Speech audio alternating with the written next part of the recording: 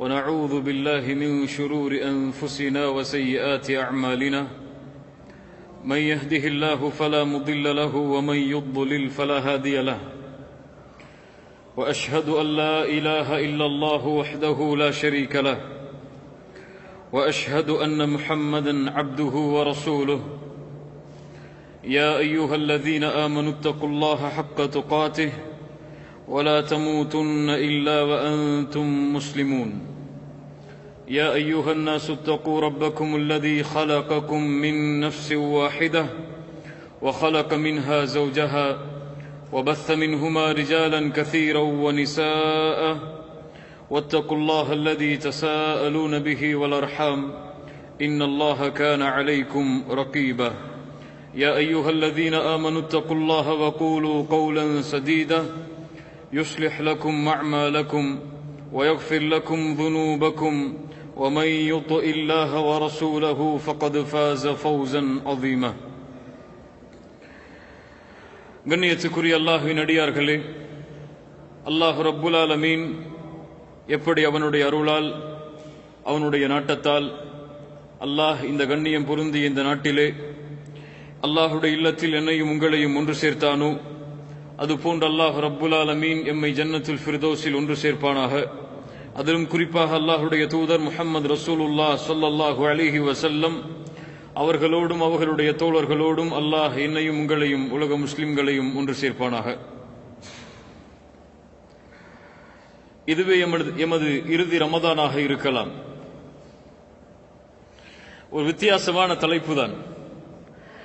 ரமதான் ஆரம்பிப்பதற்கு முன்னதாகவே ரமதானை அடைவோமா இல்லையா என்ற ஒரு கேள்வியோடு இந்த தலைப்பை அமைக்கப்பட்டிருக்கிறது.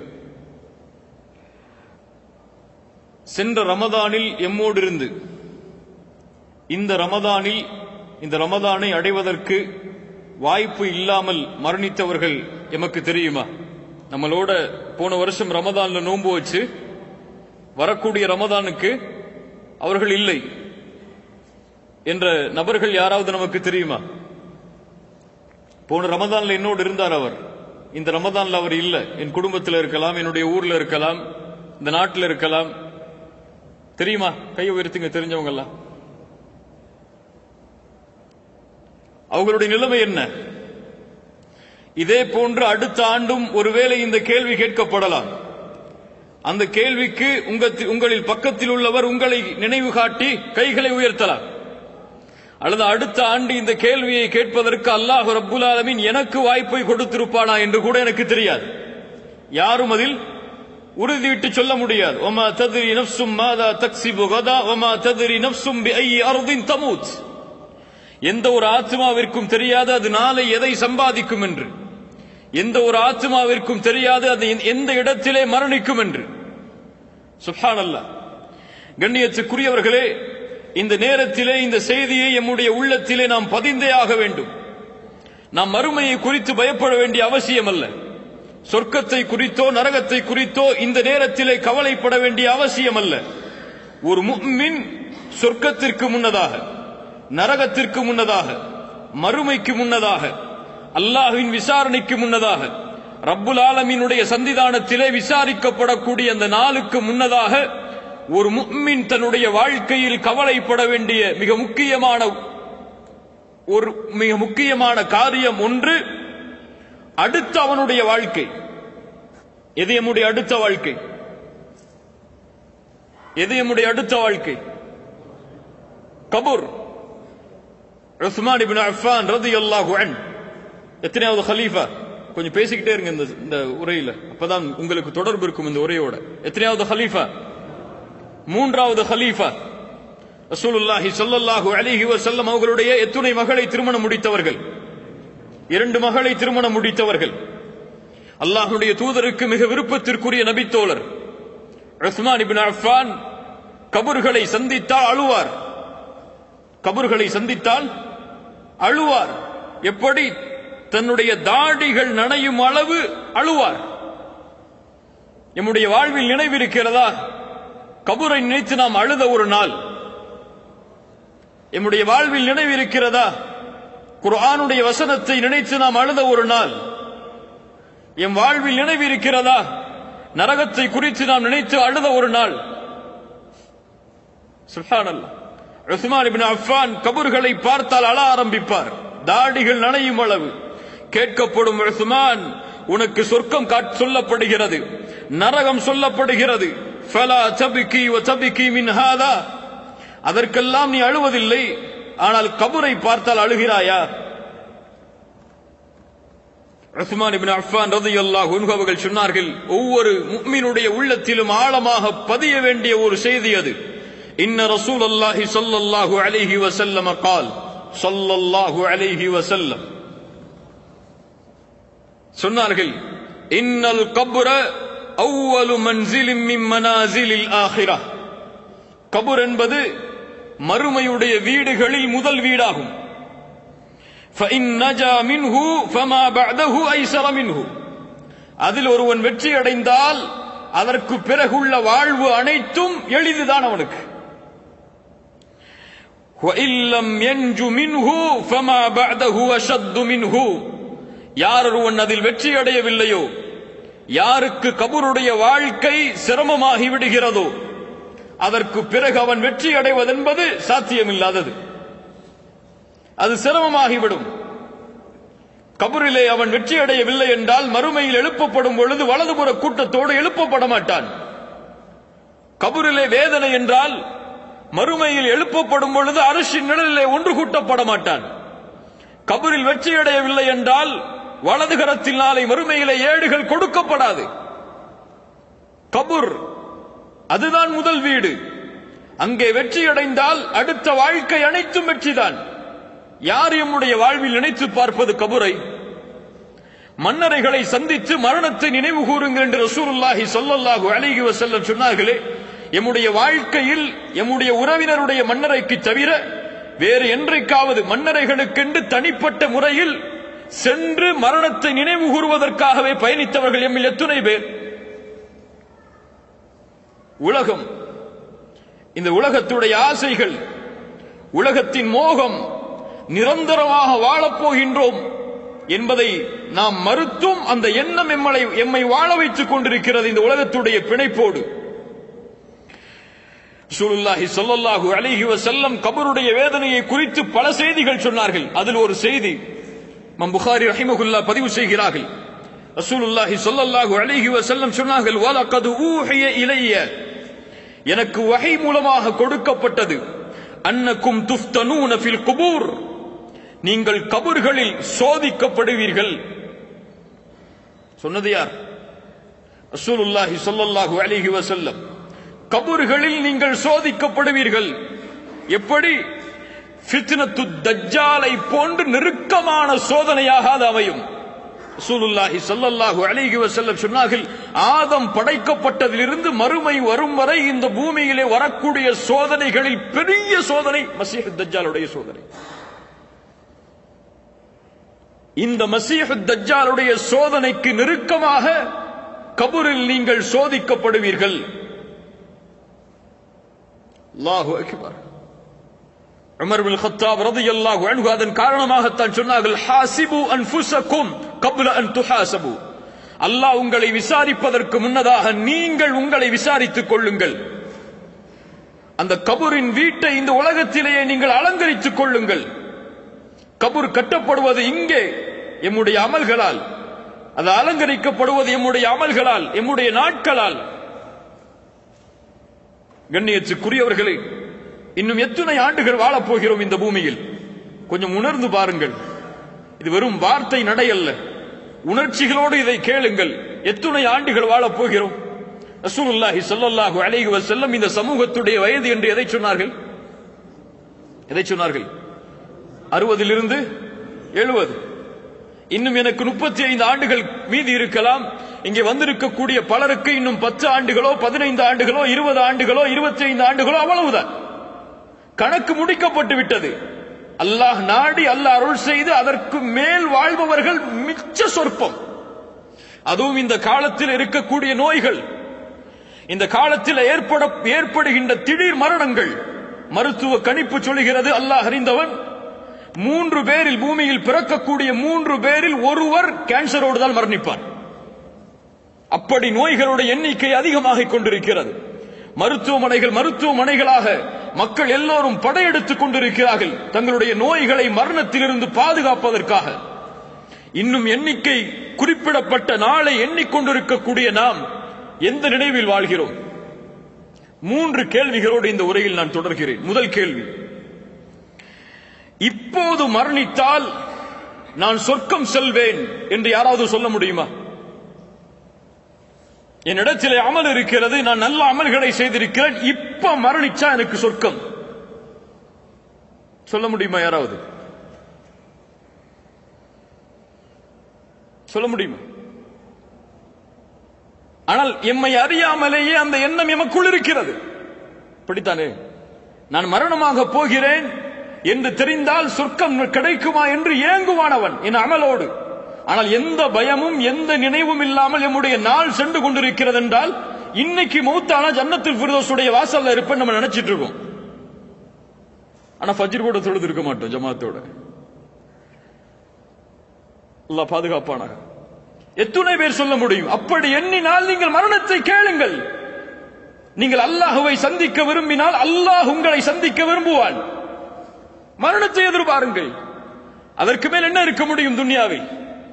சொர்க்கம் எமக்கு கிடைக்கும் என்ற உறுதி கிடைத்து விட்டால், அந்த நம்பிக்கை உங்களிடையே வந்துவிட்டால் அல்லாஹ் எனக்கு சொர்க்கத்தில் நுழைவதற்கு வாய்ப்பளிப்பான். இந்த அமல்களிடத்திலே இருக்கிறது, அதில் அல்லாஹ் அருள் செய்வான் என்ற நம்பிக்கை இருந்தால் கேளுங்கள். யாரும் கேட்க மாட்டோம். அவ்வளவு பாவங்கள் இருக்கிறது, அவ்வளவு குற்றங்கள் இருக்கிறது. இன்னும் தௌபா செய்யப்படக்கூடிய பாவங்கள் இன்னும் ஏராளம் நம்முடைய வாழ்க்கையில் இருக்கிறது. அல்லாஹ் பாதுகாப்பானாக. எம்மிடத்திலே எதுவும் இல்லை கண்ணியத்துக்குரியவர்களை, முதலில் அதை உணருங்கள். எம்மிடத்திலே எதுவும் கிடையாது. நாம் தொழுகிற தொழுகைகளோ, நாம் வைத்த நோன்புகளோ, நாம் வைக்கின்ற கொடுக்கின்ற சதக்காக்களோ, நாம் செய்கின்ற தாவா பணியோ ரசூலுல்லாஹுடைய தாவா பணிக்கும் சஹாபாக்களுடைய அந்த அழைப்பு பணிக்கும் அவர்களுடைய உழைப்புக்கும் சமமா? அந்த கூட்டத்தில் இருந்தவர்களை கூட ரசூலுல்லாஹி ஸல்லல்லாஹு அலைஹி வஸல்லம் ஒரு மனிதரை பார்த்து சொன்னார்கள், மக்கள் எல்லோரும் அவரை சொர்க்கவாதி என்று சொன்ன பொழுது அவர் நரகவாதி என்று. உஸ்மான் இப்னு மத்ஊன் மரண படுக்கையில் இருந்து மரணிக்கிறார். ரசூலுல்லாஹி ஸல்லல்லாஹு அலைஹி வஸல்லம் அவருடைய மரணத்தை சந்திப்பதற்காக வருகிறார்கள். உம்முல் ஆலா ரலியல்லாஹு அன்ஹா அன்சாரியா ரசூலுல்லாஹ்வுடைய வருகையை பார்த்தவுடன் சொன்னார், உஸ்மான் உன்னை அல்லாஹ் கண்ணியப்படுத்தி விட்டான். ரசூலுல்லாஹி ஸல்லல்லாஹு அலைஹி வஸல்லம் கேட்டார்கள், உம்முல் ஆலா, இந்த உஸ்மானை அல்லாஹ் கண்ணியப்படுத்தி விட்டான் என்று உனக்கு எப்படி தெரியும்? யா ரசூலுல்லாஹ், என்ன சொல்லுவது? ஆதரவு வைக்கிறேன் என்று சொல்லுங்கள். வல்லாஹி அனா ரசூலுல்லாஹ் மா யுஃஅலு பி வலா பிக்கும். நான் அல்லாஹ்வுடைய ரசூல், எனக்கும் உங்களுக்கும் என்ன நிலைமை என்று எனக்கு தெரியாது. சொன்னது யார்? ரசூலுல்லாஹி ஸல்லல்லாஹு அலைஹி வஸல்லம். இரண்டாவது கேள்வி, இந்த நிலையில் நான் நிற்கிறேன். மணி என்ன? 7:35. எத்தனை நொடி? 7:35, 57 நொடி. இந்த நொடியில், இந்த நிமிடத்தில் நான் இருக்கிறேன். இந்த நிலையில் நான் நிற்கும் பொழுது என் ரப்பு என்னோடு சந்தோஷத்தோடு இருக்கிறானா? இன்னைக்காவது கேட்டிருக்குமா இந்த கேள்விய? என் ரப்பு என்னோடு மகிழ்ச்சியோடு இருக்கும் நிலையில் தான் இந்த நிமிடத்தில் நான் வாழ்கிறேனா?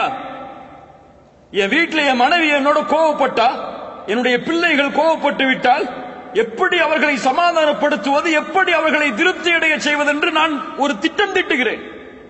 அப்படியா இல்லையா? என்னுடைய நண்பன் என் மீது கோவப்பட்டு விட்டால் 2 நாள் போகக்கூடாது, எப்படியாவது அவனை சமாதானப்படுத்தி என்னோடு அவன் பேசணும், மறுபடியும் அந்த மகிழ்ச்சியை 2 பேரும் பரிமாறணும் நினைக்கிறோம். ஆனால் ஏன் அல்லாஹ்வை மறந்தோம்? அல்லாஹ் என் மீது மகிழ்ச்சியான நிலைமையில் தான் இந்த பூமியில் நான் வாழ்கிறேனா? இந்த நிலையில் என் மரணம் என்னை சந்தித்தால் அல்லாஹ் என்னை பொருந்திய நிலையில் தான் என்னை ஏற்றுக்கொள்வானா? துணை பேருக்கு தெரியும்.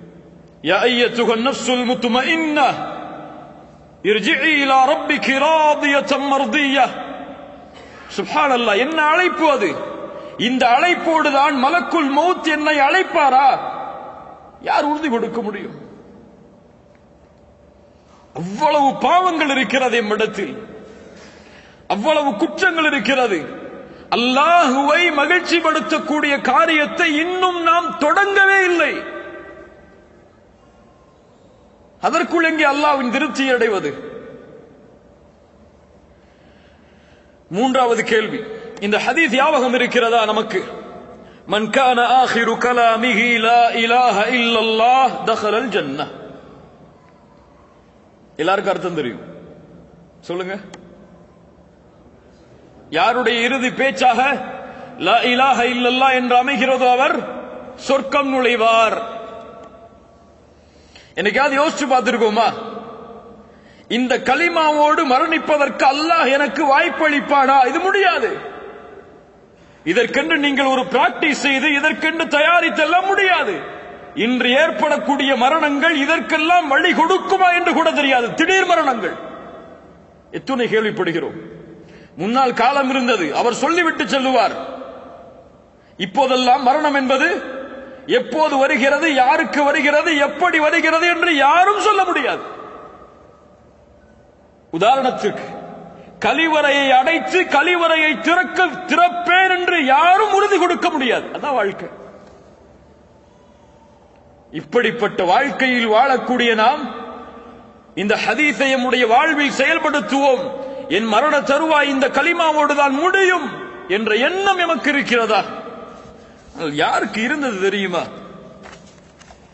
இந்த துன்யாவுடைய ஆசை, துன்யாவுடைய மோகம், இந்த சூடியம் எம்மை மயக்கடித்து விட்டது. அந்த நினைவுகளை விட்டெல்லாம் இப்னு ஜௌசி ரஹிமஹுல்லாஹ் அவர்கள் அழகாக சொல்லுவார்கள், இந்த துன்யாவுடைய சிஹர் சூனியம் என்பது, இந்த துன்யாவுடைய சூனியம் என்பது ஹாரூத் மாரூத் கற்றுக் கொடுக்க வந்த சூனியத்தை விட மோசமானது. அந்த சூனியம் யாரை பிரிக்க வந்தது? ஹாரூத் மாரூத்துடைய சூனியம் யாரை பிரிக்க வந்தது? கணவன் மனைவியை பிரிக்க வந்தது. ஆனால் இந்த துன்யாவுடைய சூனியம் அல்லாஹுவையும் அடியானையும் பிரிக்க வந்தது. பிரித்து வைத்திருக்கிறது பலரை. அல்லாஹுவை விட்டு தூரமாக்கி விட்டது, மார்க்கத்தை விட்டு தூரமாக்கி விட்டது. முஸ்லிம் சமூகம் இந்த உலகத்தோடு இருக்கக்கூடிய காரியங்கள், அல்லாஹு அக்பர், மோசமான நிகழ்வுகள், ஆடல்கள், பாடல்கள், கும்மாளம் என்று இந்த சமூகம் போடக்கூடிய அசிங்கமான காரியங்களை எல்லாம் பார்த்தால் முஹம்மது நபியின் சமூகமா ஸல்லல்லாஹு அலைஹி வஸல்லம்? யோசித்து பாருங்கள். இந்த உலகம் மீனும் விளையாட்டும் தான். ஆம், அதற்காகத்தான் இந்த உலகத்தில் பலர் வாழ்கிறார்கள். நேரம் கழிவதற்காக, விளையாட்டிற்காக, ஒரு வீணான காரியத்திற்காக எல்லோரும் ஓடுகிறார்கள். அதில் இந்த சமூகமும் சேர்ந்து ஓடுகிறது. இல்ல மாஷா அல்லாஹ், அல்லாஹ் பாதுகாத்தவர்களை தவிர. அல்லாஹு அக்பர். நிலைமைகளை கொஞ்சம் யோசித்து பாருங்கள். எமக்கு தெரியும் நாம் யார் என்று. உண்மையா இல்லையா? நான் யார் என்று எனக்கு தெரியும். என் மீது போடப்பட்டிருக்கும் இந்த ஆடை வேண்டுமானால் உங்களுக்கு கண்ணியத்தை கொடுக்கலாம், ஆனால் என் நஃப்ஸ் என்ன என்று எனக்கு தெரியும். இல்லையா? மக்கள் மதிப்பதெல்லாம் வெளித்தோற்றம் தான், ஆனால் உள்ளே என்ன இருக்கிறது என்பதை அல்லாஹும் நானும் அறிந்திருக்கிறேன். என் நஃப்ஸை. பலில் இன்சானு அலா நஃப்ஸிஹி, சூரத்துல் கியாமா, பலில் இன்சானு அலா நஃப்ஸிஹி பஸீரா வலவ் அல்கா மஆதீரா. அவனுக்கு தெரியும். மனிதன் அறிந்தவன் அவன் யார் என்பதை சாக்கு போக்கு சொல்லலாம், காரணம் சொல்லலாம், நான் இப்படி அப்படி அதனால் இதனால். ஆனால் அவனுக்கு தெரியும் அவன் யார், ஏன் செய்தான், எதற்கு செய்தான், யாருக்கு முன்னிலையில் செய்தான் என எல்லாம் அவனுக்கு தெரியும். ஆனால் சஹாபாக்களுடைய வாழ்க்கை, அப்துல்லா இப்னு உமர் ரலியல்லாஹு அன்ஹு அவர்கள் கூறுகிறார்கள், என்னுடைய தந்தை உமர் இப்னு அல்-கத்தாப் மரணிக்கக்கூடிய தருவாய், உமர் அவர்களுடைய மரணம், ஒரு கலீஃபாவின் மரணம், அமீருல் முஃமினீனுடைய மரணம். யாரை பார்த்து, உமரே நீ ஒரு தெருவிலே நடந்து சென்றால் ஷைத்தான் அடுத்த தெருவிலே ஓடி செல்கிறாள் என்று யாரை பார்த்து சொன்னார்களோ அந்த உமருடைய மரணம் ரலியல்லாஹு அன்ஹு. உமரே, உன்னுடைய மாளிகையை சொர்க்கத்திலே பார்த்தேன், அதில் நுழைய வேண்டும் என்று நான் ஆசைப்பட்டேன், உன் ரோஷத்தை நினைத்து பார்த்தேன், உள்ளே செல்லாமல் வெளியே வந்து விட்டேன் என்று யாரை பார்த்து அல்லாஹ்வுடைய ரசூல் சொன்னார்களோ அந்த உமர் இப்னு கத்தாபுடைய மரணம். அல்லாஹு அக்பர். அவ்வளவு சிறப்புகள் இருக்கிறது அந்த உமர் இப்னு கத்தாப் அவர்களுக்கு. மடியில் படுத்திருக்கிறார்கள், அப்துல்லா இப்னு உமருடைய மடியில், மகனுடைய மடியில். உமர் அவர்கள் சொன்னார்கள், மகனே, என்னுடைய தலையை பூமியிலே ஆக்கு, பூமியிலே ஆக்கு. மகன் கேட்டார்கள், தந்தையே, மடியில் இருந்தால் என்ன, பூமியில் இருந்தால் என்ன? சொன்னார்கள் உமர் அவர்கள், ஆக்கு மகனே. முகத்தை பூமியில் படிய வைத்தார்கள். ஒரு சில வார்த்தைகளை சொன்னார்கள். அப்துல்லா இப்னு உமர் அவர்கள் சொல்கிறார்கள், என் தந்தை மரண நேரத்திலே சொன்னார், வைலி வ வைலு உம்மி இல்லம் யர்ஹம்னி ரப்பி, எனக்கும் என் தாய்க்கும் கேடு உண்டாகிவிடும், அல்லாஹ் என் மீது இரக்கம் காட்டவில்லை என்றால். இந்த நேரத்தில் யாரை அல்லாஹ் இரக்கம் காட்ட மாட்டான்? உமரையா ரலியல்லாஹு அன்ஹு. அவர்களுக்கு இருந்த பயம், அவர்களுக்கு இருந்த அச்சம், நாமெல்லாம் இங்கே எம்மாத்திரம். ஆயிஷா ரலியல்லாஹு அன்ஹா யார்? ரசூலுல்லாஹி ஸல்லல்லாஹு அலைஹி வஸல்லம் உடைய மனைவி, எம்முடைய தாய். உர்வா இப்னு ஸுபைர் ரலியல்லாஹு அன்ஹு அவர்கள் சொல்கிறார்கள், காலை நேரத்தில் ஃபஜ்ர் தொழுகைக்கு பிறகு, சூரியன் உதயமானதற்கு பிறகு ஆயிஷா ரலியல்லாஹு அன்ஹாவுடைய வீட்டை கடந்து சென்றேன். ஒரு ஆயத்தை ஓதிக் கொண்டிருந்தார்கள் ஆயிஷா ரலியல்லாஹு அன்ஹா. சூரத்து தூருடைய 27வது வசனம், ஃபமன்னல்லாஹு அலைனா வ வகானா அஸாபஸ் ஸமூம். இந்த ஆயத்துடைய அர்த்தம், அல்லாஹ் எமக்கு உதவி செய்தான். ஃபமன்னல்லாஹு அலைனா, அல்லாஹ் எமக்கு உதவி செய்திருக்கிறான், அருள் செய்திருக்கிறான். எம்மை அல்லாஹ் ஒரு மகத்தான, ஒரு பெரிய, ஒரு கொடிய வேதனையிலிருந்து அல்லாஹ் எம்மை பாதுகாத்திருக்கிறான். அர்த்தம். இந்த வசனத்தை ஓதி ஆயிஷா ரலியல்லாஹு அன்ஹா அழுது கொண்டே இருக்கிறார்கள். நான் கடந்து சென்று விட்டேன். துஹாவுடைய நேரம் முடிவதற்கு சில நேரத்திற்கு முன்னால் மறுபடியும் அந்த வீட்டை கடந்து வந்தேன். இதே ஆயத்தை மீண்டும் ஓதிக்கொண்டே இருக்கிறார்கள் அழுதவர்களாக. அல்லாஹ் எமக்கு உதவி செய்தான், ஒரு கொடிய வேதனையில் இருந்து அல்லாஹ் என்னை பாதுகாத்தான், எம்மை பாதுகாத்தான் என்ற வசனத்தை ஓதி அழுது கொண்டே இருக்கிறார்கள். மறுமையின் பயம், வேதனையில் இருந்து பாதுகாக்கப்படக்கூடிய எண்ணம் அவர்களுடைய உள்ளத்தை ஆக்கிரமித்தது. மாத்திரம் உமர் இப்னு அப்துல் அசீஸ் ரஹிமஹுல்லாஹ் ஹிலாஃபத்துடைய ஆட்சியில் மிகப்பெரிய சாம்ராஜ்யத்தை இந்த பூமியில் அமைத்தவர். உமர் அவர்களுடைய வம்சாவளியில் பிறந்தவர் உமர் இப்னு அப்துல் அசீஸ் ரஹிமஹுல்லாஹ், மிகப்பெரிய செல்வந்தர். அந்த ஹலீஃபா, அவருடைய மனைவி சொல்கிறார்கள், ஃபாத்திமா, என்னுடைய கணவர் இந்த ஒரு வசனத்தை ஓதினால் நான் பயப்படுவேன், காலையில் எமக்கு ஹலீஃபா இருக்க மாட்டார் என்று. அந்த வசனத்தை ஓதி அழுவதை பார்த்தால் எங்களுக்கெல்லாம் பயம் வந்துவிடும். அந்த அழுகையை பார்த்து என்ன வசனம் தெரியுமா? ஃபரீகுன் ஃபில் ஜன்னah வ ஃபரீகுன் ஃபிஸ் ஸஈர். ஒரு கூட்டம் சொர்க்கவாதி, சொர்க்கவாதிகள், இன்னொரு கூட்டம் நரகவாதிகள். அவ்வளவு. இந்த வசனத்தை ஓதி உமர் இப்னு அப்துல் அசீஸ் அழுது கொண்டே இருப்பார். என்னங்க இதில் இருக்கு? சொர்க்கம் விவரிக்கப்படுகிறதா? நரகம் விவரிக்கப்படுகிறதா? நரகத்துடைய தண்டனைகள் சொல்லப்படுகிறதா? வேதனைகள் சொல்லப்படுகிறதா? அந்த ஒரு வார்த்தை, நரகம் என்ற ஒரு வார்த்தை, வேதனை என்ற ஒரு வார்த்தை, இதை கேட்டால் போதும் அழுவார்கள். நம்முடைய உள்ளங்கள் எல்லாம் இந்த உள்ளத்தை சுமந்து இந்த நேரத்திலே வாழ்ந்து கொண்டு இன்னும் நாம் நினைக்கிறோம் வாழ்வதற்கு இன்னும் காலம் இருக்கிறது, இப்போது மரணித்தால் கூட நிம்மதியோடு இருப்போம், இப்போது எப்படி சொகுசோடு நிம்மதியோடு அழகழகான ஆடைகளோடு வசிப்பிடங்களோடு மனைவி மக்களோடு வாழ்கிறோமோ அப்படியே சொர்க்கத்திலும் வாழ்வோம் என்று. இல்ல, மாஷா அல்லாஹ். கண்ணியத்துக்குரியவர்களை யோசித்து பாருங்கள். மரணம் எமக்கு அவ்வளவு அருகாமையில் இருக்கிறது. அபூபக்கர் சித்திக் ரலியல்லாஹு அன்ஹு அவர்கள் மதீனாவில் நுழைந்தவுடன் காய்ச்சல் ஏற்படுகிறது எல்லா நபித்தோழர்களுக்கும். அபூபக்கர் சித்திக் ரலியல்லாஹு அன்ஹு அவர்களை சந்திப்பதற்காக ஆயிஷா ரலியல்லாஹு அன்ஹா வருகிறார்கள். ஒரு கவிதையை வாசித்துக் கொண்டிருக்கிறார்கள். அவர்கள் எண்ணுகிறார்கள், நான் மரணிக்கப் போகிறேன் என்று. அந்த காய்ச்சலில் ஒவ்வொரு மனிதனும் தன்னுடைய குடும்பத்தாரோடு எழுந்திருக்கிறான். வல் மௌத்து அத்னா மின் ஷிராகி நஅலிஹ். ஆனால் மரணமோ அவனுடைய செருப்பின் வாருக்கும் நெருக்கத்தில் இருக்கிறது. மரணம் செருப்பின் வாருக்கும் நெருக்கத்தில் இருக்கிறது. அல்லாஹ் கட்டளையிட்டால் இந்த கடத்தில் மலக்குல் மௌத் வந்தால் எடுத்து விட்டு சென்று விடுவார். அவ்வளவுதான். அவர் எங்கே இருக்கிறார், யாரோடு இருக்கிறார், எதை பேசிக் கொண்டிருக்கிறார், இந்த நேரத்தில் அவரை சந்திக்கலாமா கூடாதா, அதெல்லாம் எதுவும் கிடையாது. வருவார், அழைப்பார், எடுத்து செல்வார். அவர் மந்திரியாக இருக்கலாம், நாட்டின் அரசராக இருக்கலாம், உலகமே அவருடைய கரத்தில் கொடுக்கப்பட்டிருக்கலாம், பூமி, அதுவெல்லாம் அங்கே கணக்கு கிடையாது.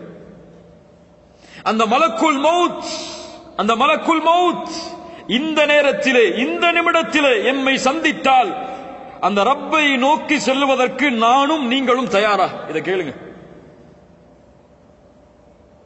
தயாரா? அந்த தயாரிப்போடுதான் நாம் வாழ்ந்து கொண்டிருக்கிறோமா? அந்த தயாரிப்பை நோக்கிதான் நம்முடைய வாழ்க்கை நகர்ந்து கொண்டிருக்கிறதா? அதை நோக்கிய பயணத்தில் தான் நம்முடைய வாழ்வை நாம் அமைச்சிருக்கிறோமா? என்னுடைய மனைவி அதை நோக்கிதான் செல்கிறாளா? என்னுடைய குழந்தை அதை நோக்கிதான் செல்கிறதா? எதை நோக்கி செல்கிறோம்? அப்படி என்றால் முடிய போகின்ற இந்த துன்யாவை நோக்கியா?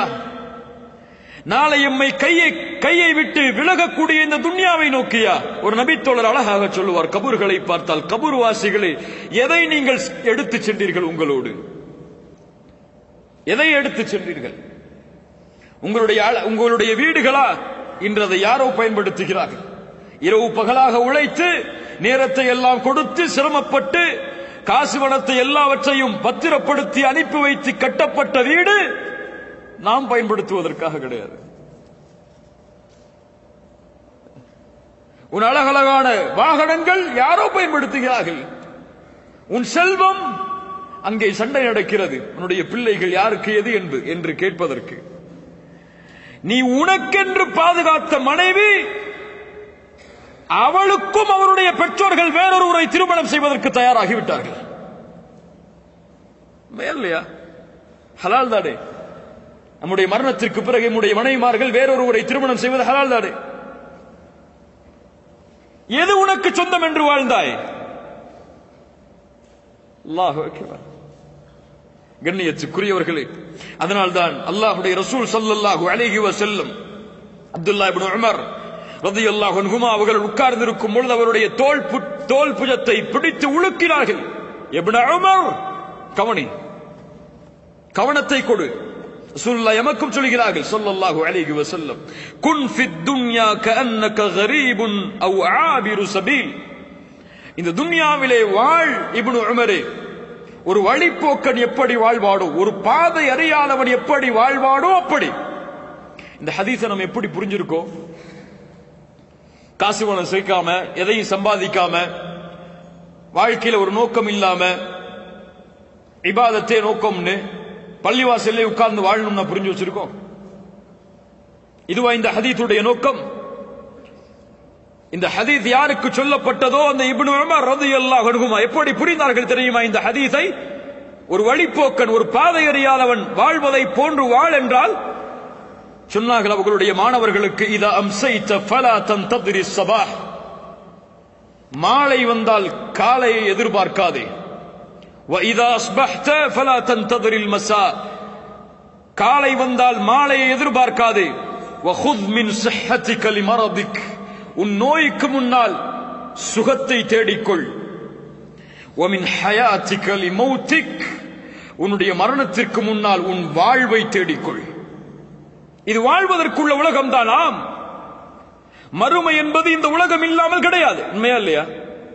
இந்த உலகம் இல்லாமல் மறுமை கிடையாது. இந்த உலகத்தில் ஒரு மனிதன் நன்மைகளை சேகரிக்காமல், அல்லாஹ்வுடைய அருளை சேகரிக்காமல் எங்கே செல்ல முடியாது? மறுமையில் வெற்றி பெற முடியாது. இந்த உலகத்தை வாழ். நீ அப்படி நோயை தடுத்துக்கொள், நேரத்தை கணக்கிடு. எப்படிப்பட்ட வாழ்க்கை முறையை இஸ்லாம் எமக்கு போதிக்கிறது பாருங்கள். எப்படிப்பட்ட உணர்ச்சியை, இந்த வாழ்வுடைய முன்னேற்றத்திற்காக அல்லாஹ்வுடைய ரசூல் நமக்கு கொடுக்கிறார்கள் பாருங்கள். போராடு உலகத்தில். இதான் அர்த்தம் இந்த ஹதீஸுக்கு. போராடு. மாலை வருவதற்கு முன்னால் காலையில் எதையெல்லாம் சேகரிக்க முடியுமோ அதையெல்லாம் சேகரித்துக் கொள். காலை வருவதற்கு முன்னால் மாலையில் எதையெல்லாம் தேட முடியுமோ தேடிக்கொள். அது மறுமையின் பலனுக்காக அமைந்தால் அல்லாஹ் உனக்கு வெற்றியை தருவான். சுப்ஹானல்லாஹ். கண்ணியத்துக்குரியவர்களே, மறுமைக்காக திட்டமிடுவது என்பது நம்முடைய வரவு செலவு கணக்க நியமிக்கிற மாதிரி அடுத்த மாசம் அதை செய்வோம், அடுத்த மாசம் அதை செய்வோம், அடுத்த ரமலான் வரட்டும், அடுத்த ரமலான் வரட்டும் தள்ளி போடுறதுக்கு இல்ல. மறுமைக்காக திட்டமிடுதல் இந்த நிமிடத்தில் திட்டமிடுதல். என்ன செய்ய போற இந்த நிமிடத்தில்? ஏன்? எந்த அமலை செய்கிறோம் என்பது முக்கியம் அல்ல, எந்த அமலோடு மரணிக்கிறோம் என்பதுதான் முக்கியம். ரசூலுல்லாஹி ஸல்லல்லாஹு அலைஹி வஸல்லம் சொன்னார்கள், வ இன்னமல் அமாலு பில் ஹவாதீம். அமல்கள் முடிவை கொண்டுதான் முடிவு செய்யப்படுகிறது. உன் முடிவு எப்படியோ அப்படித்தான் மறுமையின் தீர்ப்பு அமையும். வாழ்க்கையில் எதை செய்தும் ஆளலாம், ஆனால் மரண தருவாய் ஒருவனுக்கு எதன் மீது அமைகிறதோ அதுதான் அவனை முடிவெடுக்கும். அவன் சொர்க்கவாதியா நரகவாதியா என்று ரசூலுல்லாஹி ஸல்லல்லாஹு அலைஹி வஸல்லம் அவர்கள் கூறிய ஹதீஸ் நாம் எல்லாம் அறிந்ததுதான். ஒரு மனிதன் சொர்க்கத்துடைய அமல்களை செய்து கொண்டே இருப்பான். ஒரு முழம் அந்த அமலை செய்தால் சொர்க்கம் செல்லுவான். அந்த நேரத்தில் அவனுடைய கிதாப் முந்துகிறது. நரகத்துடைய அமலை செய்வான், நரகம் நுழைவான். நரகத்துடைய அமல்களை செய்து கொண்டே இருப்பான். அவனுக்கும் நரகத்தை அடைவதற்கும் இடையே ஒரு முழம். அதை செய்தால் நரகம். அந்த நேரத்தில் அவனுடைய கிதாப் முந்தும். சொர்க்கத்துடைய அமலை செய்வான், சொர்க்கம் நுழைவான். யாருக்கு தெரியும்? யாருக்கு தெரியும்? நான் தொழுகையாளி, என் மரண நேரத்தில் நான் தொழுகையாளியாக இருப்பேனா? கொஞ்ச நேரமாகட்டும் தூங்கி இருப்பேன். அல்லாஹு அக்பர். யோசித்து பாருங்கள் கண்ணியத்துக்குரியவர்கள், எந்த நிலையில் நாம் மரணிக்கப் போகிறோம் அதை நாம் முடிவெடுக்க முடியாது. ரசூலுல்லாஹி ஸல்லல்லாஹு அலைஹி வஸல்லம் அவர்கள் சொன்னார்கள், எந்த ஒரு அடியானுக்கு அல்லாஹ் நலவை நாடுகிறானோ யுவஃபிகுஹு லிஅமலின் சாலிஹின் கப்லல் மௌத். அல்லாஹு அக்பர், அல்லாஹு அக்பர். அல்லாஹ் ரப்புல் ஆலமீன் மரணத்திற்கு முன்னதாக நல்ல அமலை செய்யக்கூடிய தௌஃபீக்கை அவருக்கு கொடுப்பார். சுஜூதில் மரணித்தவர்களை பார்த்திருக்கலாம், தொழுகையில் மரணித்தவர்களை பார்த்திருக்கலாம், தஅவாவில் மரணித்தவர்களை பார்த்திருக்கலாம். இன்ஷா அல்லாஹ் அதுவெல்லாம் அவர்களாக தேர்ந்தெடுத்த முடிவல்ல. அந்த நிலையில் அவர்களுடைய உயிரை கைப்பற்ற வேண்டும் என்று முடிவெடுத்தவன் அல்லாஹ். அந்த முடிவு எனக்கு உண்டா? உங்களுக்கு உண்டா? எம்முடைய அமல் பதில் சொல்லும் அதற்கு. இந்த நிலையில் நம்ம செஞ்சிருக்கிற அமல், நம்ம கொண்டிருக்கக்கூடிய பாவங்கள் அதற்கு பதில் சொல்லலாம். இந்த தகுதியை அடைந்தவளாக நீ மாற முடியுமா இல்லையா என்று. அல்லாஹ் ரப்புல் ஆலமீன் நம்மை சீர்படுத்துவானாக. இப்னு கய்யிம் ரஹிமஹுல்லாஹ் அவர்கள் அழகாக சொல்லுவார்கள், நான் என் கடந்த பாவங்களை பற்றி எல்லாம் பயப்படவில்லை, அதற்கெல்லாம் தௌபா செய்கிறேன், பாவ மன்னிப்பை கேட்கிறேன், அதற்காக வருந்துகிறேன். அல்லாஹ்வுடைய மன்னிப்பால் அதையெல்லாம் மன்னிப்பான் என்ற ஆதரவு கொண்டிருக்கிறேன். நான் பயப்படுவதெல்லாம் அடுத்த நிமிடம் என் உள்ளம் இந்த வஹியோடு இணையுமா இல்லையா என்றுதான். அடுத்த நிமிடம் குர்ஆனுக்கு கட்டுப்படுவேனா இல்லையா என்பதை குறித்துதான் நான் பயப்படுகிறேன். கண்ணியத்துக்குரியவர்களே, அல்லாஹ்வை நோக்கி திரும்ப வேண்டிய நேரம் இது, நிமிடம் இது. ரமதான் வரும் வரை எதிர்பார்ப்பது ஒரு முஃமினுடைய அழகல்ல. ரமதான் மாற்றத்திற்கான மாதம் அல்ல. முதலில் அதை புரிய வேண்டும். ரமதான் வந்தால் தொழுது கொள்ளலாம், ரமதான் வந்தால் குர்ஆனை ஓதிவிடலாம், ரமதான் வந்தால் இபாதத்தில் போட்டியிடலாம், ரமதான் வந்தால் அல்லாஹ்வுடைய மார்க்கத்திற்காக பணி செய்யலாம் என்று ஒதுக்குவதற்கு உள்ள மாதம் அல்ல ரமதான். ரமதான் இபாதத்தை அதிகரிப்பதற்குரிய மாதம், இபாதத்தை தொடங்குவதற்குரிய மாதம் அல்ல. தொடங்க வேண்டும் என்று நினைத்தால் எத்துணை ரமதான் வந்தாலும் யாரும் தொடங்க முடியாது. முதல் ரமதான் கழியட்டும் நினைப்பாரு, அடுத்த 10 வரட்டும் நினைப்பாரு, அடுத்த 10 வரட்டும் நினைப்பாரு, 27 வரட்டும் நினைப்பாரு, ரமதான் போயிடும். இல்லையா? ரமதானுக்கு முன்னால் யார் தன்னை சீரமைத்தானோ அவன்தான் ரமதானிலும் சீரானவனாக இருப்பான். ரமதானுக்கு முன்னால் ஃபஜ்ரை ஜமாஅத்தோடு தொழுதவன் தான் ரமதானிலும் ஃபஜ்ரை ஜமாஅத்தோடு தொழுவான். ரமதானுக்கு முன்னால் குர்ஆனை ஓதுவதில் இன்பம் கண்டவன் தான் ரமதானில் போட்டியிட்டு குர்ஆனை அதிகமாக ஓதுவான். இல்லைன்னா ஒரு பக்கத்தை ஓதுனாலே வாய் வலிக்க ஆரம்பிச்சிடும், திகட்ட ஆரம்பிச்சிடும், போதும் மூதி வச்சுட்டு போயிடுவார். கண்ணியத்துக்குரியவர்கள், நிலைமைகளை சீரமைக்க வேண்டும். வதூபு இலல்லாஹ், அல்லாஹுவை நோக்கி நாம் எல்லோரும் திரும்பியாக வேண்டும். யாரும் விதிவிலக்கு கிடையாது, யாரும் விதிவிலக்கு கிடையாது. எல்லோரும் அல்லாஹுவை நோக்கி திரும்பியாக வேண்டிய கட்டாயத்தில் இருக்கிறோம். ரசூலுல்லாஹி ஸல்லல்லாஹு அலைஹி வஸல்லம் சொன்னார்கள், நான் ஒவ்வொரு நாளும் எத்தனை முறை? 100 முறை அல்லாஹ்விடத்தில் இஸ்திக்ஃபார் செய்கிறேன். நம்ம செஞ்சிருக்கோமா? முன்பின் பாவங்கள் மன்னிக்கப்பட்ட ஒரு நபி 100 முறை அல்லாஹுவை நோக்கி திரும்புகிறார்.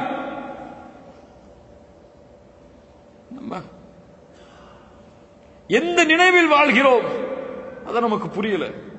எதை நோக்கி செல்கிறோம் எதுவும் புரியல. வாழ்க்கையில் ஒரு லட்சியம் இல்லை, ஒரு குறிக்கோள் இல்லை, ஒரு நோக்கம் இல்லை, எதை சேகரிக்க வேண்டும் என்ற எண்ணம் இல்லை என்றால் அதற்கு பேர் மனித வாழ்க்கை இல்ல, மிருகத்தின் வாழ்க்கை அது. அவர்களை அல்லாஹ் கல் அன்ஆம் பல் ஹும் அதல், அதைவிடவும் கீழானவர்கள் என்று அல்லாஹ் கூறுகிறான். அவர்களே, அந்த வாழ்க்கை அல்ல ஒரு முஃமினுடைய வாழ்க்கை. ஒரு முஃமினுடைய வாழ்க்கை வீரத்தோடு, தேடலோடு, எதிர்பார்ப்புகளோடு, மறுமையின் குறிக்கோளோடு, சொர்க்கத்தின் எண்ணத்தோடு, நரகத்தை பற்றிய பயத்தோடு கழியப்பட வேண்டிய வாழ்க்கை இன்னைக்கு ஃபுல்லா இருக்கு துன்யால. ஃபுல்லா இருக்கு துன்யால. பிள்ளைகளை வளர்ப்பதும் அப்படித்தான், மனைவி மக்களை பயிற்சிப்பதும் அப்படித்தான். என ஒட்டுமொத்த வாழ்க்கையும் அல்லாஹ் பாதுகாத்தவர்களை தவிர துன்யாவை நோக்கியே அமைந்து கொண்டிருக்கிறது. அல்லாஹ் எம்மை சீரமைப்பானாக. கண்ணியத்துக்குரியவர்களே, வரப்போகின்ற இந்த ரமதான் எம்முடைய வாழ்வை முழுவதுமான உயர்த்துவதற்கான மாதமாக அமைய வேண்டும் என்றால் இந்த நிமிடத்தில் நாம் எம்மை சீரமைக்க வேண்டும். இந்த நிமிடத்தில் எம்மை நாம் சீரமைக்கவில்லை என்றால் ரமதானில் ஒருபோதும் எம்மை சீரமைக்க முடியாது. அல்லாஹ் எம்மை சீர்படுத்துவானாக. கண்ணியத்துக்குரியவர்களே, ரமதானுடைய மாதம் எமக்கு முன்னால் பேசிய ஷேக் அவர்கள் உங்களுக்கு விளக்கி இருப்பார்கள் அதனுடைய சிறப்புகளை, அதனுடைய பலன்களை, அதில் கிடைக்கப் போகின்ற மிகப்பெரிய பாக்கியங்களை எல்லாம் சுருக்கமாக அந்த விஷயங்களை நாம் புரிந்தால்தான் இந்த ரமதானுடைய மாதத்தை எதிர்நோக்குவதற்கு நாம் தகுதி உள்ளவர்களாக நாம் மாற முடியும். இன்னல்லாஹ் யஃஅலு மா யஷா வ யഖ்லுகு மா யஷா வ யக்தாரு மா யஷா. அல்லாஹ் ரப்புல் ஆலமீன் நாடியதை செய்வான். அல்லாஹ் ரப்புல் ஆலமீன் நாடியதை படைப்பான். அல்லாஹ் ரப்புல் ஆலமீன் படைத்ததில் நாடியதை அல்லாஹ் தேர்ந்தெடுப்பான். அல்லாஹ் ரப்புல் ஆலமீன் 7 வானங்களை படைத்தான். அதில் 7வது வானத்தை அல்லாஹ் தேர்ந்தெடுத்தான். அல்லாஹ் ரப்புல் ஆலமீன் சொர்க்கங்கள் பலவற்றை படைத்தான். அதில் ஜன்னத்துல் ஃபிர்தௌஸை உயர்ந்த சொர்க்கமாக, தன்னுடைய அர்ஷின் மேல் அமையக்கூடிய சொர்க்கமாக அல்லாஹ் ஆக்கினான். அல்லாஹ் ரப்புல் ஆலமீன் கோடான கோடி எண்ணிக்கையுடைய மலக்குமார்களை படைத்தான்.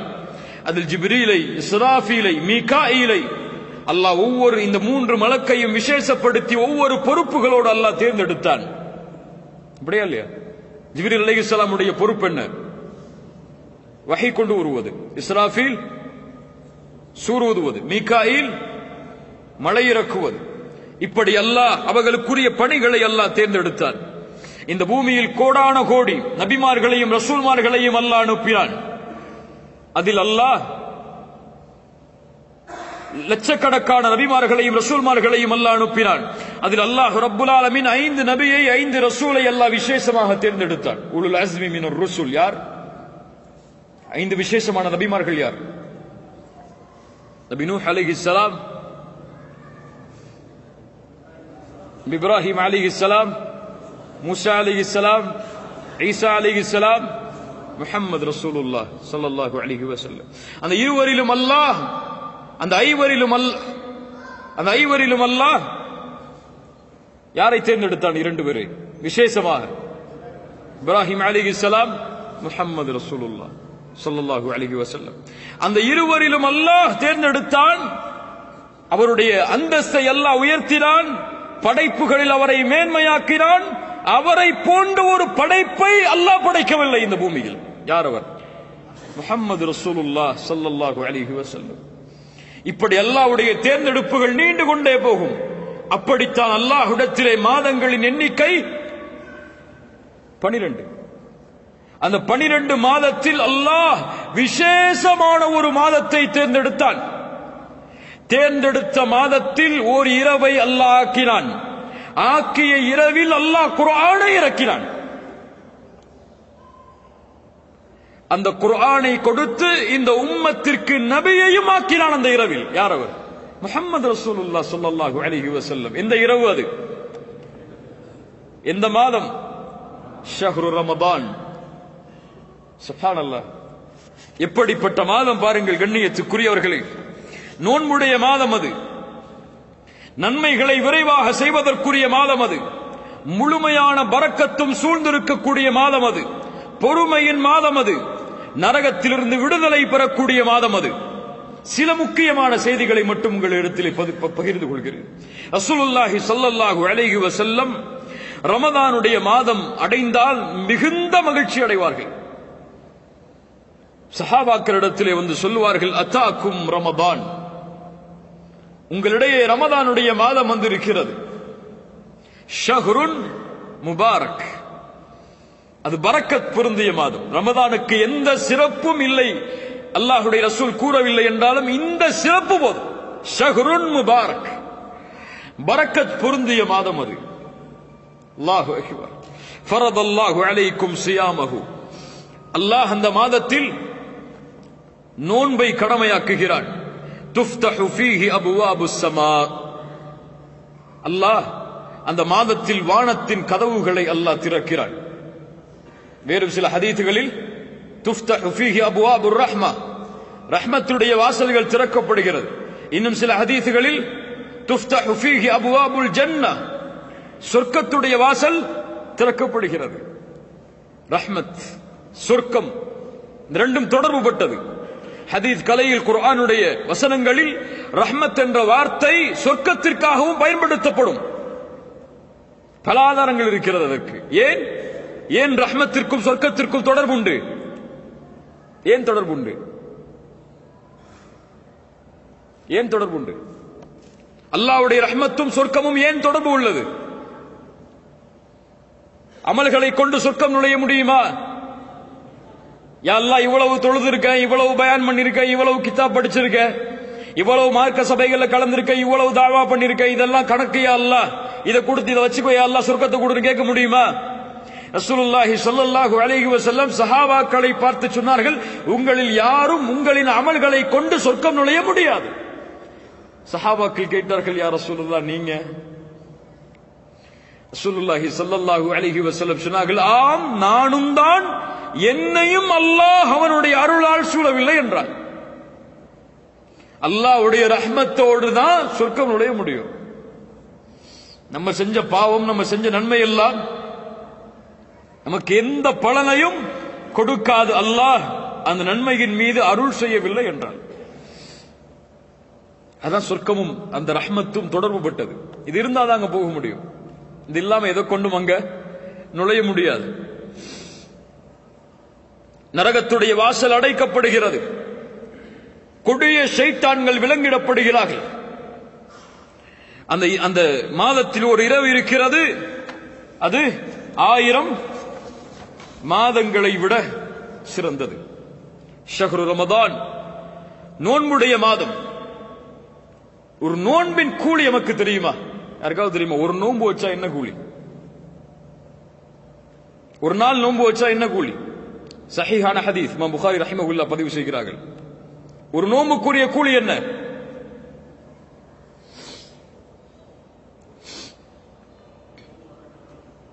மன் ஸாம யௌமன் ஃபீ ஸபீலில்லாஹ் பஅத அல்லாஹு வஜ்ஹஹு அனின் நாரி 70 கரீஃபா. அல்லாஹு அக்பர். நோன்பின் கண்ணியத்தை உணருங்கள். நோன்பை அடைவதற்கு முன்னால் யார் அல்லாஹ்வுடைய பாதையில் ஒரு நாள் நோன்பு வைக்கிறாரோ அவருடைய முகத்தை அல்லாஹ் 70 ஆண்டுகள் நரகத்திலிருந்து தூரமாக்குகிறான். சுப்ஹானல்லாஹ். எப்படிப்பட்ட மாதம்! 30 நாட்கள் அல்லது 29 நாட்கள் முழுவதும் இந்த நன்மையை சுமந்த மாதம். மன் ஸாம ரமதான ஈமானன் வஹ்திஸாபன் குஃபிர லஹு மா தகத்தம மின் தம்பி. யார் ரமதானுடைய மாதத்தில் ஈமானோடும் நன்மை எதிர்பார்த்தும் நோன்பை வைக்கிறாரோ அவர் முன் செய்த பாவங்களை அல்லாஹ் மன்னிக்கிறான். பெரிய பாவங்களையா சிறிய பாவங்களையா? பெரிய பாவங்கள் மன்னிக்கப்படுமா? இயற்கையாகவே ரமதான் நோன்பு வைத்தால் பெரிய பாவங்களை மன்னிக்கக்கூடிய 3 நன்மைகள் எது தெரியுமா? இருக்காது. அது ஏற்பட்டால் பெரிய பாவங்கள் மன்னிக்கப்படும். தெரியுமா? இருக்காது. ஷஹாதா, லா இலாஹ இல்லல்லாஹ்வை கூறி நுழைந்தால் ஒருவர் இஸ்லாமில் அவர் முன் செய்த பாவங்கள் எல்லாம் மன்னிக்கப்படும். இரண்டாவது ஹஜ். அல்லாஹ் அதற்கு அருள் செய்யட்டும். ஹஜ். மூன்றாவது தெரிந்த அறிஞர்களிடத்தில் கேட்டு தெரிந்து கொள்ளுங்கள். எல்லாத்தையும் நம்மளே சொன்னா நம்ம இப்ப படிக்க போறோம். படிச்சு பாருங்க. சுப்ஹானல்லாஹ்.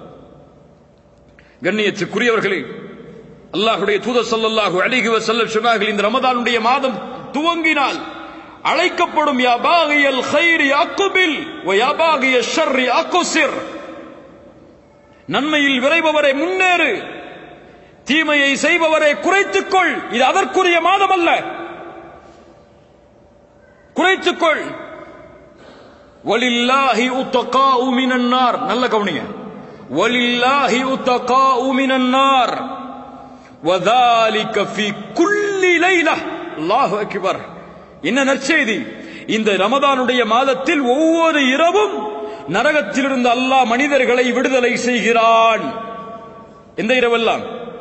கடைசி 10 இரவு மட்டுமல்ல, 23, 25, 27, 29 ஒற்றைப்படை இரவுகள் மட்டுமல்ல, ரமதானுடைய ஒவ்வொரு இரவிலும் நரகத்திலிருந்து அல்லாஹ் மனிதர்களை விடுதலை செய்கிறான்.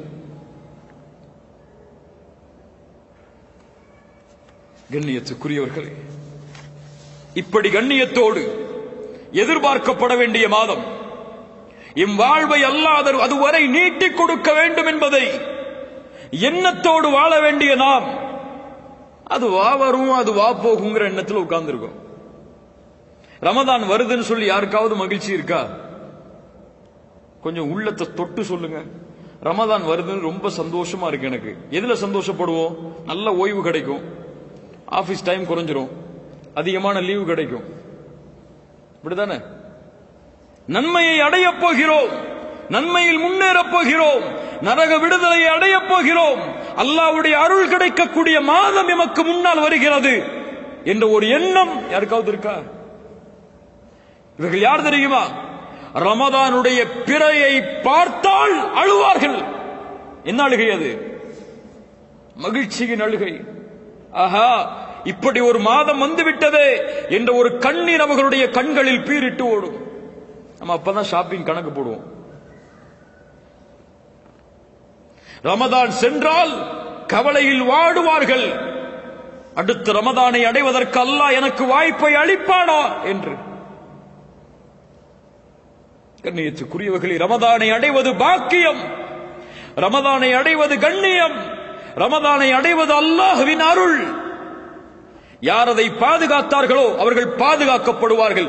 யார் வீணடித்தார்களோ அல்லாஹ் அவர்களை பாதுகாக்கட்டும், அவர்கள் வீணடிக்கப்படுவார்கள். யார் அல்லாஹ்வின் அத்தாட்சிகளை கண்ணியப்படுத்தவில்லையோ அவர்கள் தக்குவாவுடைய உள்ளத்தை சுமந்தவர்களாக மாற முடியாது. ரமதான் இபாதத்திற்காகவே ஒதுக்கப்பட வேண்டிய மாதம். இன்னைக்கு தூக்கத்துக்காக தான் ரமதான் நமக்கு இல்ல. மாஷா அல்லாஹ், அல்லாஹ் பாதுகாத்தவர்களை தவிர. நம்முடைய ரமதான்ல அந்த டைம் டேபிள் கொஞ்சம் போட்டு பாருங்களேன், எல்லாரும் போட்டு பாருங்களேன். சஹர்ல எழுந்திருப்போம், சஹர் கடைசி நேரத்தில் எழுந்திருக்கிற சுண்ணாவும் சொல்லிட்டு கடைசி நேரத்தில் எழுந்திருப்போம். எழுந்து சஹர்ல என்ன செய்வோம்?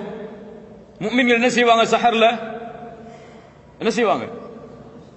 வபில் அஸ்ஹாரிஹும் யஸ்தக்ஃபிரூன், பாவ மன்னிப்பை தேடுவார்கள் சஹருடைய நேரத்தில். நம்ம சஹர்ல டிவி பார்த்துட்டு உட்கார்ந்திருப்போம், கேள்வி பதில் நிகழ்ச்சி, வினாடி வினா. அல்லாஹ் அக்பர். அல்லாஹ் இந்த சமூகத்தை சீர்படுத்துவானாக. ரமதானுடைய சஹர் பாவ மன்னிப்பிற்காக எந்த நேரம் எதற்காக ஒதுக்கப்பட வேண்டுமோ அந்த நேரத்தை முஃமின் அதற்காக ஒதுக்க வேண்டும். தொழுகை அதற்குரிய நேரம், சஹர் இதற்கான நேரம். அதுக்கப்புறம் ஃபஜ்ருக்கு அப்புறம் ஒரு தூக்கம் தூங்குவோம். எல்லாருக்கும் இருக்கக்கூடிய வழக்கம் அது. எத்தனை மணி வரை தூங்குவோம்? ஆபீஸ் இருந்தா அந்த நேரத்துக்கு ஒரு 10 நிமிஷத்துக்கு முன்னாடி வரைக்கும். இல்லன்னு சொன்னா லுஹர் வக்த் வரைக்கும் தூங்குறவங்க இருக்கிறாங்க. மேலையா லுஹர்ல எழுந்திருப்போம், கொஞ்சம் குர்ஆன் ஓதுவோம், கொஞ்சம் அசதியா இருக்கும், மறுபடியும் தூங்குவோம். அசர் வக்த் வரும், இஃப்தாருக்கு தயாராகி கிளம்பிடுவோம், இஃப்தார் திறந்துடும். அவ்வளவுதான் ரமதான். இது நோன்பா? இதற்காக கொடுக்கப்பட்ட மாதமா இது? இதுவா ரமதானை கண்ணியப்படுத்துவது? ரமதான் அல்லாத நோன்புகளை சஹாபாக்கள் எப்படி கண்ணியப்படுத்துவார்கள் தெரியுமா? அபூபக்கர் அஸ்-சித்தீக் ரலியல்லாஹு அன்ஹு ரசூலுல்லாஹி ஸல்லல்லாஹு அலைஹி வஸல்லம் ஒருமுறை கேட்டார்கள், மன் அஸ்பஹ மின்குமுல் யௌம ஸாயிமன், இன்றைய காலையில் யார் நோன்பாளியாக எழுந்திருந்தது? கை தூக்குனது யார்? قال أبو بكر أنا يا رسول الله. ومن عاد منكم اليوم مريضا, ஒரு நோயாளியை நலம் விசாரித்தது இந்த நாளில் யார்? قال أبو بكر أنا يا رسول الله. ஒரு மிஸ்கீனுக்கு இந்த நாளில் உணவளித்தவர் யார்? قال أبو بكر أنا يا رسول الله. ஒரு ஜனாசாவை பின்தொடர்ந்தவர் யார்? قال أبو بكر أنا يا رسول الله. நோன்பாளி என்ன செய்தார்? ஒரு ஏழைக்கு உணவளித்தார். நோன்பாளி நோயாளியை நலம் விசாரித்தார். நோன்பாளி ஜனாசாவை பின்தொடர்ந்தார். சொர்க்கத்தில் நுழையக்கூடிய எல்லா அமல்களையும் ஒன்று சேர்த்து வைத்திருக்கிறார். இது நோன்பை, ஒரு நஃபிலான நோன்பை சஹாபாக்கள் கழித்த முறை. நமக்கு நோன்பு வந்தா குர்ஆன் ஓதுறது, தூங்குறது, தொழுகிறது, இதை தவிர இபாதத்தே கிடையாது. அதுவும் கொஞ்சம் கொஞ்சம் கொஞ்சம் கொஞ்சம். தராவீஹ், கியாமுல் லைல், எந்த பள்ளியில அரை மணி நேரமோ அந்த பள்ளிக்கு தான் நம்முடைய கார் பயணிக்கும். 1 மணி நேரம் இமாம் தொழு வச்சா அந்த இமாமை விமர்சிச்சே நமக்கு அரை மணி நேரம் போயிடும் ரமதான்ல. இல்ல மாஷா அல்லாஹ், அல்லாஹ் பாதுகாத்தவர்களை தவிர. கண்ணியத்துக்குரியவர்களே, இந்த ரமதானுடைய மாதம் நன்மைகளின் மாதம். எந்த எந்த நன்மைகளை எல்லாம் செய்ய வேண்டும் என்று நினைக்கிறோமோ அதை ரமதானுடைய மாதத்தில் செய்தால் அல்லாஹ் அதில் அபிவிருத்திகளை ஏற்படுத்துவான். ஒரு ஏழைக்கு நீங்கள் செலவழிக்கிறீர்களா அந்த மாதத்தில், அல்லாஹ் அதனுடைய கூலியை பன்மடங்காக்கி கொடுப்பான். ஏன்? ரமதானுடைய கூலியை அல்லாஹ் தன்னிடத்தில் வைத்திருக்கிறான் தெரியுமா? எல்லா அமலுக்குரிய கூலியும் முடிவு செய்யப்பட்டது, ஆனால் ரமதானுடைய கூலி முடிவு செய்யப்படாதது. ஏன்? ஹுவலி அனாஜிபி, அது என்னுடையது, நான் அதற்கு கூலி கொடுப்பேன். சில அறிஞர்கள் இந்த ஹதீஸுக்கு விளக்கம் சொல்லும் பொழுது ஒரு முக்கியமான விளக்கத்தை பதிவு செய்கிறார்கள். நாளை மறுமை என்ற ஒரு நாள் வரும். அந்த நாளில் அல்லாஹ்வுடைய ரஹ்மத் வெளிப்பட்டால் மட்டுமே பாவம் செய்த எல்லோரும் மன்னிக்கப்பட்டு சொர்க்கம் நுழைய முடியும். ஒன்னு நினைச்சுக்கோங்க, மனசுல ஆழமா பதிய வச்சுக்கோங்க. எம்முடைய கடைசி பாவம் மன்னிக்கப்படாத வரை சொர்க்கம் நுழைய முடியாது. சொர்க்கம் யாருக்குரிய பூமி? சுத்தமானவர்கள் வாழக்கூடிய பூமி. அந்த பூமியில் கடுகளவு, ரொம்ப கடுகளவு பாவம் உள்ளவன் கூட நுழைய முடியாது. அந்த பாவமும் மன்னிக்கப்பட்டால் தான் சொர்க்கம். அதுல என்ன சொர்க்கம் கிடையாது. அப்படி அல்லாஹ் பாவங்களை மன்னித்து வரும் பொழுது ஒரு அடியான் நன்மைகளை செய்தவன், அவன் செய்த பாவங்களால், படைப்புகளுக்கு செய்த பாவங்களால் நன்மைகள் எல்லாம் பிரித்து கொடுக்கப்பட்டு சொர்க்கத்துக்கு போறதுக்கு நன்மை இல்லைன்னு இருக்கும் போது அல்லாஹ் ரப்புல் ஆலமீன் அவனுடைய அருளை வெளிப்படுத்த நாடினால் இந்த ரமதானுடைய கூலியில் வெளிப்படுத்துவான். எவ்வளவு நாடுறானோ அவ்வளவு கொடுப்பான். ஆனா அல்லாஹ் எவ்வளவு நாடுகிறானோ அவ்வளவு கூலியை அவனுக்கு கொடுப்பான். அல்லாஹ்வுடைய ரஹ்மத் எனக்கு வேணும்னு நம்பிக்கை இருந்தால் இந்த ரமதான் இது எம்மை இன்ஷா அல்லாஹ் சொர்க்கத்திலே நாம் நுழைவதற்கு ஒரு காரணமாக அமைத்து தரும். நம்முடைய அமல்கள் குறைவாக இருந்தாலும் இன்ஷா அல்லாஹ். அறிஞருடைய விளக்கம் அது. கண்ணியத்துக்குரியவர்கள், இந்த ரமதானுடைய மாதம் எம்மை எதிர்நோக்கி இருக்கிறது. அல்லாஹ் ரப்புல் ஆலமீன் ஒரு கண்ணியமிக்க சபையை எமக்கு அமைத்து தந்திருக்கிறார். எமக்கு முன்னால் பேசிய அந்த ஷேக் அவர்கள், அந்த அறிஞர் அவர்கள், அல்லாஹ் அவர்களுக்கு அருள் செய்யட்டும், அல்லாஹ் அவர்களை பாதுகாக்கட்டும். மிகவும் பணிவான கல்வியை சுமந்த ஒரு கண்ணியமிக்க நபர். அல்லாஹ் அவர்கள் மூலமாக பலனை பெறக்கூடிய பாக்கியத்தை எமக்கு தரட்டும். இந்த ஷேக் மூலியமா பலன் பெற்றவங்க எத்தனை பேருங்க வாழ்க்கையில? சுப்ஹானல்லாஹ். அல்லாஹ் ரப்புல் ஆலமீன் அவர்களை பாதுகாத்து அவர்களை அல்லாஹ் இன்னும் சமூகத்திற்கு பலனுள்ளவர்களாக அல்லாஹ் ஆக்கி தரட்டும், கண்ணியப்படுத்துவோம் இன்ஷா அல்லாஹ். கண்ணியத்துக்குரியவர்களே, அந்த ஷேக் அவர்கள் பேசிய அந்த உரையும் இந்த உரையும் எமக்கு தரக்கூடிய பாடம், நான் மாற வேண்டும் இந்த நிமிடத்தில் இருந்து, அவ்வளவுதான். அடுத்த பேச்செல்லாம் கிடையாது, அடுத்த நாளெல்லாம் கிடையாது. என்ன பாவம் செய்கிறோம் அதை இப்படியே விட்டு இந்த பள்ளியை விட்டு வெளியே செல்லும் பொழுது, யா அல்லாஹ் நான் சுத்தமானவனாக வெளியே செல்ல போகிறேன், எனக்கு உறுதி கொடு. ரமதான் வரை வாழ்வதற்கு வாழ்வை கொடு என்ற எண்ணத்தோடு, என்ற பயத்தோடு, சிந்தனையோடு நாம் சென்றால் அல்லாஹ் ரப்புல் ஆலமீன் நம்மை பாதுகாப்பான். அல்லாஹ் எமக்கு அதற்கு உதவி செய்வான். இந்த உரையை முடிக்கும் பொழுது ஒரு முக்கியமான செய்தியை இந்த மக்களுக்கு சொல்ல வேண்டும் என்ற கடமையில் சொல்கிறேன். இந்த ரமதான் வரும் பொழுது ரமதானுடைய நன்மைகள் என்று வரக்கூடிய ஹதீசுகள், அல்லாஹ் அவர்களை பாதுகாக்கட்டும். யார் ரமதானை அறிவிக்கிறாரோ முதலாக அவரை அல்லாஹ் நரகத்திலிருந்து விடுதலை செய்கிறான். நான் அறிவித்தேன், நீங்களும் அறிவியுங்கள். யார் சொன்ன ஹதீஸ்? ரவாஹு ஃபேஸ்புக். இப்படிதான் எழுதணும் இனிமே. அல்லாஹ் பாதுகாக்கணும். இந்த மக்களுடைய இல்முடைய குறைபாடு எவ்வளவு தூரம் அவர்களை இழுத்து சென்று விட்டதென்றால், அறிவிப்பாளர் யார் அவர்களுக்கெல்லாம்? இந்த ஃபேஸ்புக்கும் ட்விட்டரும் வாட்ஸ்அப் தான் அவர்களுக்கு அறிவிப்பாளர்கள். அறிவிப்பு வந்தால் எடுத்து சொல்வார்கள். எத்துணை இட்டு கட்டப்பட்ட ஹதீசுகள் எம்மிடத்தில் இருக்கிறது தெரியுமா? ரமதானுடைய முதல் 10 எதற்காக? அல்லாஹ்வுடைய அருளுக்காக. இரண்டாவது 10 எதற்காக? பாவ மன்னிப்பிற்காக. மூன்றாவது 10 நரக விடுதலைக்காக. யார் சொன்னது? இது மௌது, இட்டு கட்டப்பட்ட ஹதீஸ். இது இப்படி பல ஹதீசுகள். ரமதான் என்று சொல்லாதீர்கள், ஷஹ்ரு ரமதான் என்று சொல்லுங்க. தஈஃபான ஹதீஸ் அது, பலகீனத்திலும் பலகீனமான ஹதீஸ். இப்படி இல்முடைய குறைபாடு இடத்திலே இருக்கும் காரணத்தால் சர்வ சாதாரணமாக அஸ்தக்ஃபிருல்லாஹ் லீ வ லக்கும். அஸ்ஸலாமு அலைக்கும் வ ரஹ்மத்துல்லாஹி வ பரகாத்துஹு.